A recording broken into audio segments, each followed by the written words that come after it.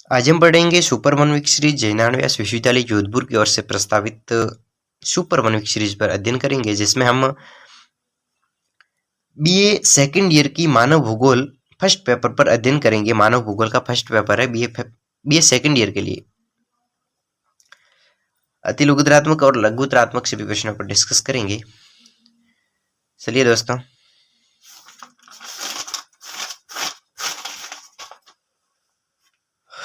मानव भूगोल का पहला सवाल अति लघुतरात्मक प्रश्नों में से आपके सामने यह रहा। सवाल है, अर्धकुंडी पुस्तक के रचयिता कौन है? अर्धकुंडी पुस्तक के रचयिता कोल रिटर है और अर्धकुंडे को 1817 में प्रकाशित किया गया। इसके अर्धकुंडे पुस्तक के 19 खंड है। अर्धकुंडे द्वारा रेटर ने भूगोल के प्रादेशिक अध्ययन को नई दिशा प्रदान की। रेटर ने इस ग्रंथ के द्वारा वैज्ञानिक भूगोल का भी प्रतिपादन किया। अगला सवाल है, निग्रिडो प्रजाति विश्व की सबसे प्राचीन प्रजाति मानी जाती है। अपने उद्गम स्थल से सबसे पहले यही प्रजाति स्थानांतरित हुई थी। ये सबसे प्राचीन जनजाति और ये अपने उद्गम स्थल से सबसे पहले स्थानांतरित हुई थी। अन्य प्रजातियों द्वारा बाहर निकाल जाने के कारण यह प्रजाति महाद्वीपों के शोर पर पहुंच गई।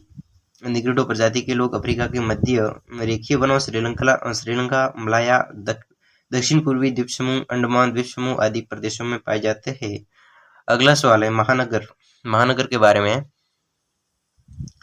महानगर क्या है? 10 लाख से 50 लाख तक जनसंख्या वाले नगर महानगर या मेट्रोपोली वह नगर जिसमें 10 लाख से 50 लाख के बीच में जनसंख्या निवास करती है उसे महानगर या मेट्रोपोली के नाम से जाना जाता है। महानगर में यातायात संचार की सुख सुविधा होती है। अधिकता होने के कारण यहाँ पर जनसंख्या भी भारी संख्या में जमाव पाया जाता है। बड़े पैमाने पर महानगरों में कारखाने होते हैं, शिक्षण संस्थाएं, व्यापारिक और वाणिज्यिक संस्थाएं आदि केंद्रित होती है, आप सभी जानते हैं।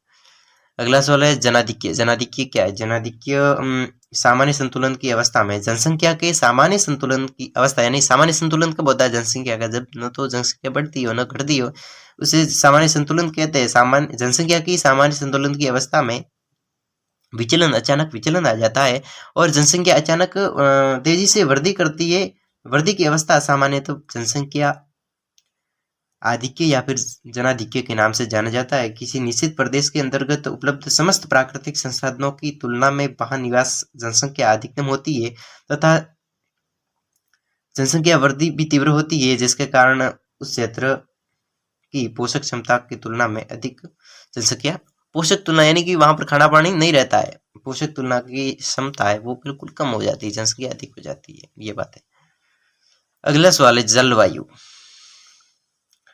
जलवायु किसी क्षेत्र विशेष के एक लंबे समय तक मौसम के सामान्य तत्वों जैसे तापक्रम, वायुदाब, वर्षा, वायु आर्द्रता आदि के औसत दशाओं के योग को किसी विशेष क्षेत्र में मौसम के तत्व, वायु, वातावरण, ताप, आर्द्रता आदि दशाओं का योग जलवायु की संज्ञा दी जाती है। इनके योग को जलवायु, इन सारी की सारी संख्याओं को जोड़कर जलवायु बनती है। इनके योग को जलवायु कहा जाता है और इस जलवायु का दैनिक, मासिक, ऋत्विक, वार्षिक, एक साल का, महीने का, सप्ताह का आकलन किया जाता है और उसकी बारंबारता निकाली जाती है और ये आंकड़े विभिन्न मौसम केंद्रों के माध्यम से प्राप्त किए जाते हैं। इसे जलवायु कहते हैं। समझ में आ गया होगा आपको। अगला सवाल है, निर्जातीय समूह। निर्जातीय समूह जनसंख्या का ऐसा समूह होता है जिसमें प्रजातीय धर्म, भाषा, जनसंख्या का ऐसा समूह जिसमें प्रजातीय धर्म, भाषा आदि की समरूपता पाई जाती है, धर्म भाषा की समरूपता पाई जाती है तथा अपने समीपवर्ती जनसमूह की इन विशेषताओं की दृष्टि से भिन्न रहता है। अगला सवाल है, प्रकीर्णन अधिवास। प्रकीर्णन अधिवास, इसको एकांकी या सितरे हुए अधिवास के नाम से जाना जाता है, कहा जाता है। साधारणतया उन ग्रामीण अधिवासों को जिनमें ग्रहों की संख्या बिल्कुल कम होती है या फिर 2 या 4 होती है, प्रत्येक ग्रह एक दूसरे से काफी दूर दूर स्थित होते हैं, दूर दूर पर स्थित होते हैं, ग्रहों की संख्या बिल्कुल कम होती है, उसको प्रकीर्णन एकांकी सितरे हुए आवास के नाम से जाना जाता है। अत्यंत छोटा आकार, ग्रहों का एक दूसरे से काफी दूर स्थित होना, ग्रह विशेष में 1 या 2 परिवारों का रहना, एक एकांकीपन आदि प्रकीर्णन अधिवासों की प्रमुख विशेषता है। विस्तृत कृषि क्षेत्रों में बने एकांकी कृषि गृह वास गृह भी प्रकीर्ण अधिवासों के अंतर्गत शामिल किए गए। प्रकीर्ण अधिवास अधिकतर प्रतिकूल जलवायु प्रदेशों में, पहाड़ी पर्वतीय क्षेत्रों में, मैदानी क्षेत्रों में और विभिन्न घास के मैदानों में, बंजर भूमि में, अनुपजाऊ भूमि होती है, वहां पर विस्तृत रूप से ये प्रकीर्ण अधिवास पाए जाते हैं। प्रकीर्ण अधिवास क्या होता है? जहां पर बिल्कुल घरों की संख्या कम है, वो भी 2 से 4 घर होंगे, उसमें ज्यादा से ज्यादा 2 से 4 घरों में 2 परिवार रहते हैं। 2 परिवारों में 2 परिवार के अलग अलग घर काफी दूर दूर जगहों पर स्थित होते हैं। यह बंजर भूमि में, अनुपजाऊ भूमि में, घास के मैदानों में, पहाड़ी क्षेत्रों में पाए जाते हैं। इसके अलावा मनुष्य अपने खेतों में विभिन्न कारणों से अलग अलग मकान बनाकर रहते हैं। इसकी भी एकांकी अधिवासों में अलग अलग मकान बनाकर रहते हैं। अधिवासों में उसे भी एकांकी अधिवासों में शामिल किया गया है। दोस्तों अगला सवाल है, स्पष्ट कीजिए कि मानव भूगोल है वो मानव पारिस्थितिकी अथवा में मानव भूगोल का निरूपण मानव पारिस्थितिकी के रूप में करना है। मानव पारिस्थितिकी के समर्थकों का यह विश्वास था कि पारिस्थितिकी सिद्धांत अर्थात भोजन श्रृंखला, जाल प्रतिरूप आदि सभी प्रकार के जीवों को पशुओं, मानव पर लागू होता है। ये मानव पारिस्थितिकी समर्थकों का यह विश्वास था कि मानव पारिस्थितिकी के जो भी समर्थक है उसका विश्वास था कि पारिस्थितिकी सिद्धांत अर्थात भोजन श्रृंखला, जाल प्रतिरूप के सभी प्रकार के जीव समूहों, पौधे, पशुओं, मानव पर लागू होता है। मानव भूगोल मानव पारिस्थितिकी है। इस विचारधारा को लेमार्कियन के कार्यों ने पुष्ट किया है। उन्होंने इस बात पर बल दिया कि प्रत्येक जीव सचेतन रूप में अपने परिवेश में समायोजित कर सकते हैं और उपार्जित विशेषताओं को अपनी संतान में प्रदान कर सकते हैं। रेटजेल की राज्य संबंधी जैविक संकल्पना, डेविस की भू आकृति विज्ञान, कुमारी शैम्पूल, हंटिंग एवं टेलर का पर्यावरणीय निश्चयवाद, हर्टबर्न का। दोस्तों अगला सवाल है, बुशमैन की आवास क्या है? बुशमैन की आवास, बुशमैन दक्षिणी अफ्रीका के संघ में उत्तरी पश्चिमी भाग में, दक्षिणी पश्चिमी अफ्रीका में आसपास के उत्तरी क्षेत्र में फैले हुए वीरान प्रदेश में पाए जाते हैं। ये लोग सुतोलैंड, नेटाल और दक्षिणी रोडेशिया के सुदूर उत्तर पूर्वी भागों में फैले हुए बुशमैन लोगों का अक्षांशीय विस्तार 18 डिग्री दक्षिण से 27 डिग्री दक्षिण अक्षांश के मध्य होता है। वर्तमान समय में निग्रिटो कृषकों द्वारा लगातार कृषि के उपयोग किए जाने के कारण यह आखेट जाति धीरे धीरे सिमट कर कालाहारी मरुस्थल तक सीमित रहेगी। ये बुशमैन जनजाति आखेट जनजाति थी जो कि अब धीरे धीरे सिमट कर कालाहारी जाति में बदल कर सीमित हो गई है। इसकी संख्या लगभग 10,000 तक ही रही है। बिल्कुल कम है बुशमैन जनजाति, बुशमैन के आवास। यह प्रदेश के 18 डिग्री दक्षिण अक्षांश से 24 डिग्री दक्षिण अक्षांश तक बुशमैन लैंड में स्थित है। इस क्षेत्र में ओकाबांगो न्यायी झील के दलदली क्षेत्रों में लिम्पोपो नदी तथा नेसो नदी के क्षेत्रों में बुशमैन यत्र तत्र फैले हुए हैं। दक्षिण अफ्रीका का लगातार विशाल पठारी क्षेत्र है। इसकी ऊंचाई लगभग 3000 फीट है। ये कलाहारी मरुस्थल धरातल का सबसे ऊंचा मरुस्थल है और सफेद और काले रंग की मिट्टी से ढका हुआ है। दोस्तों अगला सवाल है, मानव भूगोल का इतिहास। मानव भूगोल कांट के मतानुसार इतिहास और भूगोल दोनों ही वर्णनात्मक होते हैं, लेकिन इतिहास घटनाओं का मुख्य आधार भूगोल होता है। इतिहास की मुख्य घटनाओं का आधार है वो भूगोल होता है। बिना इस पृष्ठभूमि के इतिहास का कोई अस्तित्व नहीं स्वीकार किया जा सकता, अतः इसका एक दूसरे से अत्यंत घनिष्ठ संबंध होता है। मानव भूगोल और इतिहास का अत्यंत घनिष्ठ संबंध होता है क्योंकि ऐतिहासिक घटनाओं का मुख्य आधार भूगोल होता है और बिना इस पृष्ठभूमि के इतिहास पर कोई विश्वास नहीं किया जा सकता, इसको स्वीकार नहीं किया जा सकता। इसलिए ये बहुत ही इसका संबंध घनिष्ठ है। इस संबंध में कुमारी शैम्पूल ने ये लिखा है, एक शैम्पुल कोई विचारक होगा, उसने ये लिखा है कि इतिहास अपने अध्ययन के लिए विभिन्न समयों पर घटित होने वाली मानवीय घटनाओं पर विचार करता है, जबकि मानव भूगोल धरातल क्षेत्रों में होने वाली घटनाओं पर अध्ययन करता है। इस सैम्पुल ने क्या लिखा कि इतिहास है वो विभिन्न समयों पर होने वाली घटनाओं पर अध्ययन विचार करता है, लेकिन मानव भूगोल है वो धरातल पर होने वाली घटनाओं पर अध्ययन करता है, विचार करता है।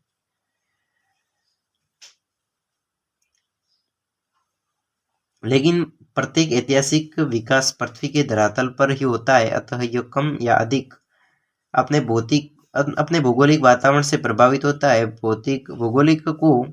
भूगोल को भी सही निष्कर्ष तक पहुंचाने में विभिन्न कालों में होने वाले कारणों तथा चरणों में सांस्कृतिक विकास की तुलना आवश्यक होता है। वास्तविकता यह है कि इतिहास परिवर्तनशील भूगोल है। आज जो भी तत्व भूगोल है, वही सत्य समय या काल के अंतर्गत कल इतिहास बन जाएंगे। इस दोनों वैज्ञानिकों को बिना एक दूसरे के हानि पहुंचाए, बिना एक दूसरे के खंडित किए अलग अलग नहीं किया जा सकता। दोस्तों, अगला सवाल है, पिग्मी जनजाति के बारे में लिखना है कि पिग्मी जनजाति कहाँ पर, किस प्रकार की होती थी, किस क्षेत्र में पाई जाती थी, उन सभी के बारे में लिखना, उसका इतिहास वगैरह सब कुछ। पिग्मी कांगो बेसिन के बेल्जियम, कांगो, गैबोन, युगांडा आदि प्रदेशों के सघन वनों में पिग्मी जनजाति के लोग निवास करते थे। पिग्मी जनजाति के लोग वहां पर निवास करते थे। बेल्जियम, कांगो, गैबोन, युगांडा आदि प्रदेशों के सघन वनों में ये पिग्मी जनजाति निवास करती थी। कुछ पिग्मी दक्षिण पूर्वी एशिया के फिलीपाइंस के वन क्षेत्रों में, ओमेटा तथा न्यूगिनी के वन क्षेत्रों में, यानी कि पिग्मी जनजाति वन क्षेत्रों में पाई जाती थी। 1-2 स्थानों का नाम लिख देना, इसमें से याद रखना, ठीक है। कौन कौन से स्थानों का? वैसे कांगो है, ये आपको याद रहेगा। कांगो दक्षिण पूर्वी एशिया, ये 1-2 क्षेत्रों का यूनानी वनों में पाई जाती थी ये पिग्मी जनजाति। और पिग्मी काले नाटे कद के निग्रिटो जनजाति के लोग हैं। पिग्मी जनजाति के लोग हैं वो काले, वो बिल्कुल ब्लैक और काले नाटे, बिल्कुल छोटे होते थे। 1.5 फुट की हाइट, 1.5 मीटर इनकी हाइट होती थी और नाक चपटी हुई होती थी। होठ मोटे जड़े होठ होते थे, बाहर की ओर उभरे हुए होते थे और सिर पर छल्लेदार गुच्छों के समान बल देते थे। सिर पर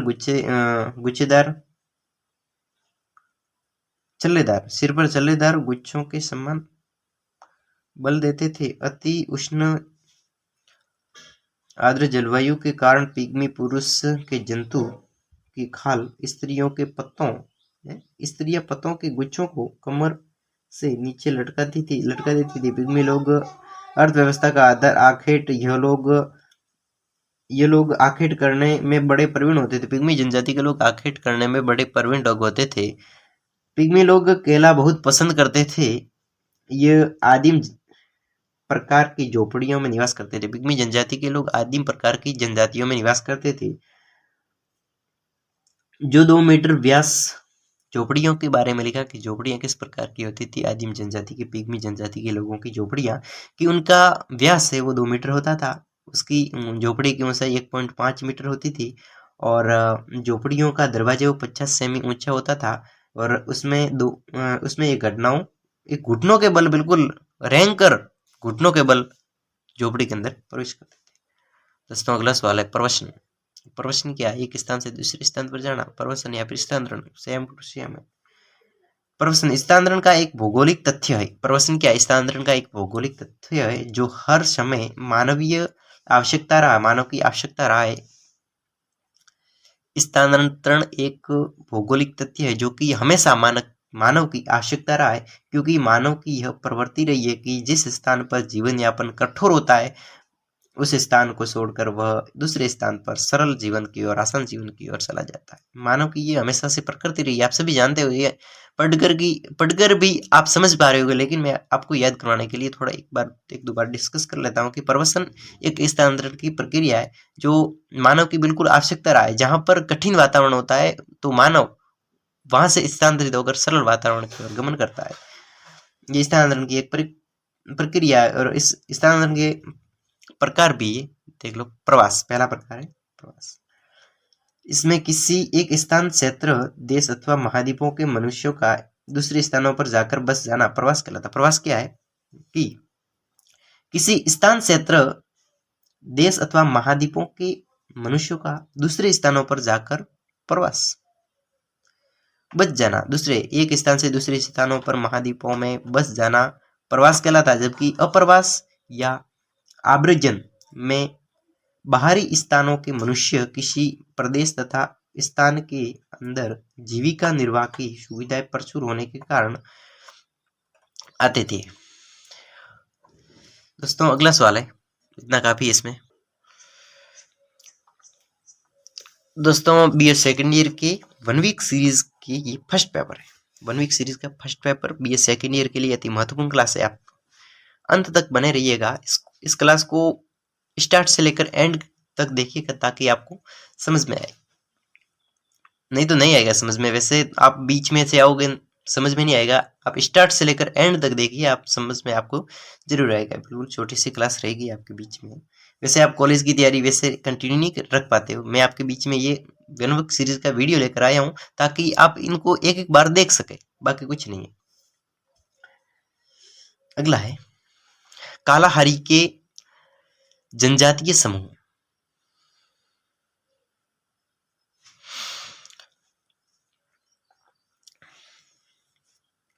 कालाहारी के जनजातीय समूह यानी कालाहारी, बुशमैन को कालाहारी के नाम से जाना जाता है। अभी हमने पढ़ा थोड़ी देर। बुशमैन दक्षिणी अफ्रीका के कालाहारी मरुस्थल में निवास करने वाली जाति बुशमैन अथवा वासुतोलैंड नेटाल दक्षिण रोडेशिया में पाई जाती है। बुशमैन जनजाति दक्षिण अफ्रीका के कालाहारी मरुस्थल में निवास करने वाली जाति बुशमैन अथवा वासुतोलैंड नेटाल दक्षिण रोडेशिया में पाई जाती है। ये दक्षिण अफ्रीका में पाई जाती है, कालाहारी मरुस्थल में निवास करती है जनजाति। सीधे सीधे बता देता हूँ, ये लोग 80 प्रजाति के लोग हैं। 80 प्रजाति के लोग हैं। इस कालाहारी बुशमैन लोगों की आंखें वो चौड़ी होती हैं, इसकी त्वचा है वो काली त्वचा होती है। बुशमैन की त्वचा आंखें बड़ी होती है, त्वचा काली होती है। ये प्राय नग्न रहते हैं। बुशमैन के लोग हैं वो बिल्कुल नग्न अवस्था में रहते हैं। बुशमैन लोगों का मुख्य व्यवसाय आखेट करना, इसका बुशमैन लोगों का मुख्य व्यवसाय वो आखेट करना है। जंगली वनस्पति को एकत्रित करना है। कड़ी धूप, ठंड एवं वर्षा से बचने के लिए बुशमैन गुफाओं, कम गहरे भूछिद्रों, बिल्कुल गुफा कम गहरे भूछिद्रों, भूमि के अंदर छिद्र बनाकर, कम गहरे छिद्र बनाकर रहते हैं और झोपड़ियों में रहते हैं। कभी कभी लकड़ियों की गुंदाकार झोपड़ियों को पत्ते व खाल से ढककर उन्हीं में निवास करते हैं। बुशमैन बड़े परिश्रमी, उत्साही, देखने में तीव्र दृष्टि, बुशमैन की देखने में तीव्र दृष्टि होती है और स्मृतिमान व्यक्ति होते हैं, बुद्धिमान व्यक्ति होते हैं ये बुशमैन के लोग। अगला सवाल है मानव भूगोल की परिभाषा। आप सभी जानते होंगे मानव भूगोल की परिभाषा। तो मानव भूगोल वह विज्ञान है जिसमें पृथ्वी तल पर मानवीय तथ्यों